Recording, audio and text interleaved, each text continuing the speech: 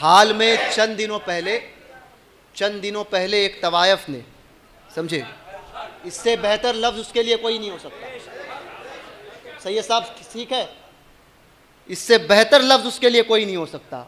उस तवायफ ने हुजूर की शान में गुस्ताखी की, समझे, तो पता चलता है कि पैदाइश कैसी हुई है।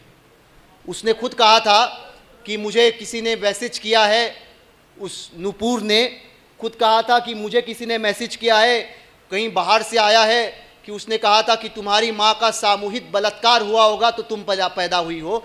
मैंने कहा जिसने भी कहा बिल्कुल सही कहा, जिसने कहा बिल्कुल सही कहा, क्योंकि तुम जैसी तवायफें बोलती तभी ऐसी बोलियां तभी बोलती हो जब तुम्हारी माएँ खता करती है, समझे। हुजूर की गुस्ताखी तभी कोई इस तरह करता है जब माओं ने खता की होती है, समझे।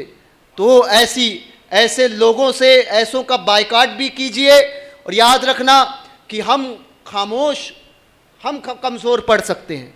हुकूमत भी सब सुन ले इस बात को, हम कमज़ोर पड़ सकते हैं, अल्लाह मुंतकीम हकीकी है। अपने महबूब की इज्जत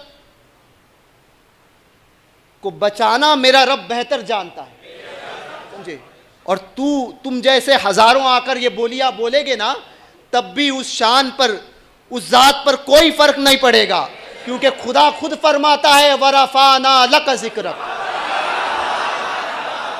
ए महबूब हमने आपकी खातिर आपकी शान को बुलंद किया, आपके जिक्र को बुलंद किया। तो तुम जैसे घटिया बोलते रहो, बोलते बोलते सड़ के मर जाओगे, है ना। वो नरसिम्हानंद बोलता था, बैठ गया, समझे। तुम जैसे दलाल पैदा करते रहो, मगर हमारा कुछ नहीं बिगड़ेगा।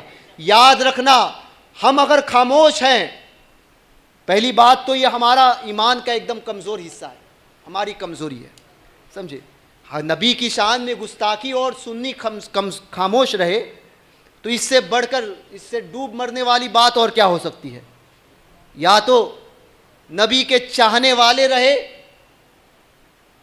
और अगर नहीं तो हमारा मरना बेहतर है इससे, कि हम इसमें भी कुछ नहीं बोल सकते। तो अपनी औलाद को सिखाओ, जज्बा पैदा करो, अपनी औलाद के अंदर ये जज्बा पैदा करो कि बेटा नबी की नामूस की बात जब आए तो किसी की रियायत ना करना।